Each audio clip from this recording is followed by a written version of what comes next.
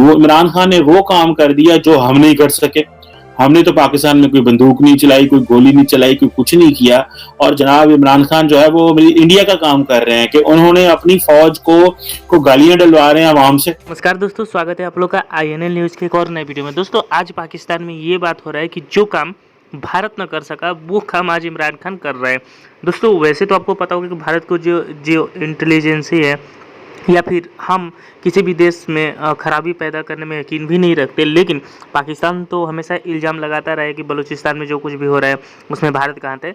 लेकिन अगर बात की जाए अभी जो कुछ भी चल रहा है तो उसमें अगर बात की जाए तो जिस प्रकार से इमरान खान ने अपनी फौज को गालियाँ दिलवाई हैं उसको देखते हुए आज पाकिस्तानी मीडिया ये बात कर रही है कि जो काम भारत न कर सका वो काम आज इमरान खान कर रहा है।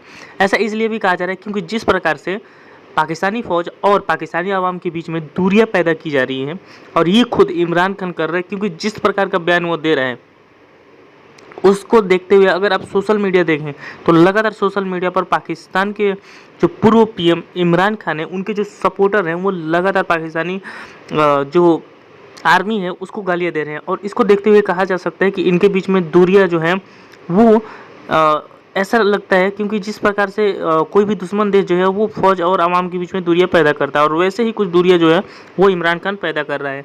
तो चलिए वीडियो में आगे बढ़ते हैं और देखते हैं कि पाकिस्तानी मीडिया का और इन सब चीज़ों पे क्या रिएक्शन है। दुनिया तो तरक्की कर रही है, काम कर रही है, मेहनत कर रही है, जो है वो चांद पे जा रही है और कह रहे हैं स्पेस पे जा रही है, और हम जो है वो यहाँ पे बैठे हुए हैं और बातें कर रहे हैं कि नहीं नहीं फलां मुल्क ने हमारे मुल्क में कुछ भी नहीं किया।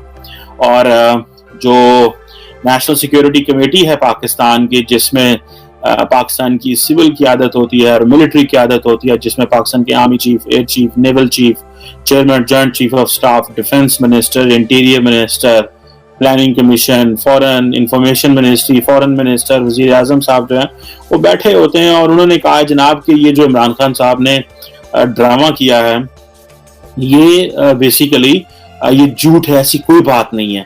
और मजे की बात यह है कि इस तरह की कुछ भी जो है वो हमारे खिलाफ साजिश नहीं है। अब आप इमेजिन करें कि पाकिस्तान एक न्यूक्लियर पावर्ड कंट्री हो, न्यूक्लियर आर्म्ड कंट्री हो, ठीक है, और इस तरह की बातें की जाएं कि जी फलां मुल्क हमारे मुल्क में तब्दीलियां करा रहा है। मतलब कोई हमें कोई इज्जत नहीं है हमारी कि इतनी भी हम जो है वो बात नहीं करें। और आप इमरान खान साहब की स्मार्टनेस चेक करें कि वो 9 साल की जो खैबर पख्तूनख्वा में पावर है उसका कोई जवाब नहीं दे रहे। 3.5 साल में उन्होंने क्या किया कोई जवाब नहीं दे रहे। वो 3.5 साल कह रहे हैं देखो मुझे इसलिए निकाल दिया, मुझे अमेरिका ने निकाल दिया। वो अपनी परफॉर्मेंस का जवाब ही नहीं देना चाहते और वो पाकिस्तान की अवाम के जज्बाती होने का फायदा उठा रहे हैं। और वो मैं देख रहा था, मेजर गौरव आर्या हमारे बड़े अच्छे दोस्त हैं, वो कल मैं उनकी एक बड़ी वीडियो वायरल देख रहा था कि जनाब देखें वो इमरान खान ने वो काम कर दिया जो हम नहीं कर सके। हमने तो पाकिस्तान में कोई बंदूक नहीं चलाई, कोई गोली नहीं चलाई, कोई कुछ नहीं किया। और जनाब इमरान खान जो है वो इंडिया का काम कर रहे हैं कि उन्होंने अपनी फौज को गालियां डलवा रहे हैं आवाम से।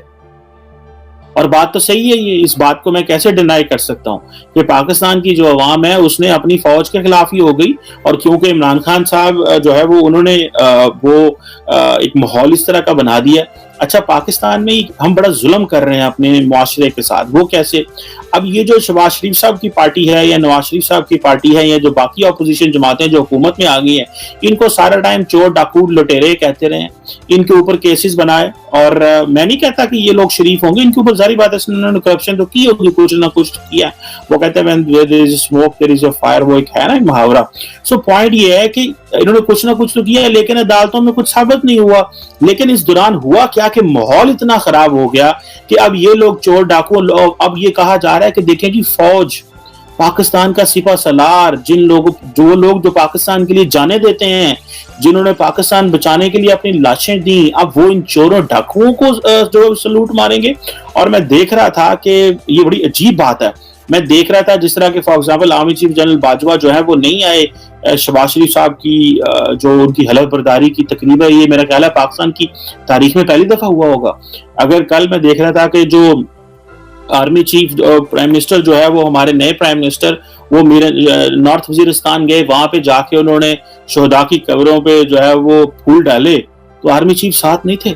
अमूमन जब आर्मी चीफ वेलकम करते हैं तो फूल डालने जो है वो 7 प्राइम मिनिस्टर के आर्मी चीफ जाते हैं, लेकिन मैंने देखा कोई 2 स्टार या 3 स्टार जनरल जो है वो प्राइम मिनिस्टर के साथ और 2 मिनिस्टर्स के साथ गया। तो बेसिकली हमारे अदारे जो हैं वो आर्मी भी अंडर प्रेशर है कि ये जो अगर हम इनके साथ खड़े होंगे तो शायद लोग हमें और गालियां देंगे। तो ये जो माहौल हमने पैदा कर दिया है, मेरा ख्याल है इस माहौल को डिस्करेज किया जाना चाहिए। ये हमने अपने साथ बहुत बड़ी ज्यादती की है, हमने बहुत बड़ी ज्यादती की है। पहले हमने इनको चोर डाकू लुटेरे कह दिया, जब इनके ऊपर अच्छा इमरान खान साहब ने इन तमाम ऑपोजिशन लीडर्स के ऊपर केसेस बनाए और कहीं पे कोई केस साबित नहीं हुआ, और जो माहौल बनाया गया और जिस तरह किया गया और इनको करप्शन के केसेस में बाहर निकाला गया, सजाएं भी नहीं दी गई। अब ये सारी चीजें जो हैं वो बड़ी इंपॉर्टेंट है कि ये किस तरह हम अपना जो पॉलिटिकल कंस्ट्रक्ट मैं समझता हूँ कि सारा हम लोग इतना आगे चले गए हैं नफरत में, साजिशों में, एक दूसरे को काटने में, कि अब जब हम वापसी के रास्ते को नहीं रहे। अब अवाम इतनी ज्यादा, उनके अंदर इतना नफरत और जहर भर गया है अपने ही लीडर्स के बारे में कि अब वो जो है वो करेंगे। अब अपोजिशन क्या करेगी कि वो इमरान खान साहब के ऊपर कहेगी कि इन्होंने देखो ये तो बेईमान शख्स है, इसने तो जो है वो 142 मिलियन रुपीस के जो तोहफे थे इसको जो मिले हैं, इसने जो है वो 4 करोड़ रुपए दे के 14 करोड़ के तोहफे इसने ले लिए। ठीक है जी।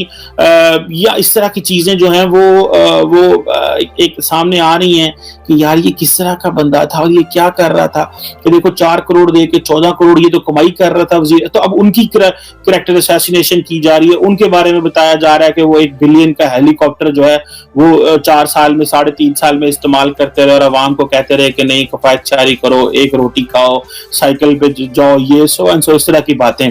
अब देखिए ये मजीद पाकिस्तान के अंदर नफरत जो इसके बीज जो है वो बंद किए जाने चाहिए। हमें इस चीज का पता है कि पाकिस्तान ने तरक्की करनी है। देखिए हम आपस में एक दूसरे के गुत्थम गुत्ती हो पड़े हैं। अब ये जब तक एक नेशनल डायलॉग नहीं हो रहा, और आजकल एक नया तमाशा शुरू हुआ है और वो ये है कि पाकिस्तान के जितने रिटायर्ड आर्मी ऑफिसर हैं वो सारे ये कहते हैं कि जनाब मुल्क के अंदर इलेक्शन कराओ। भाई क्यों इलेक्शन कराएं?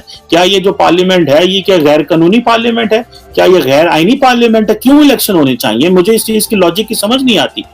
भाई क्यों इलेक्शन होने चाहिए? क्या विद इन द पार्लियामेंट क्या तब्दीली नहीं आई? क्या ये जो लोग हैं, क्या प्राइम मिनिस्टर जो इस वक्त बना है, क्या वो को अनकॉन्स्टिट्यूशनल प्राइम मिनिस्टर है? क्या कोई अनडेमोक्रेटिक रास्ता अख्तियार किया गया है?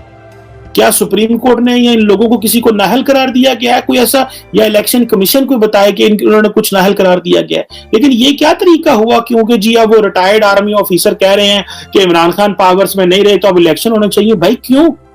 ये पोलराइजेशन खुदारा बंद करें, अपना मजाक उड़ाना बंद करें।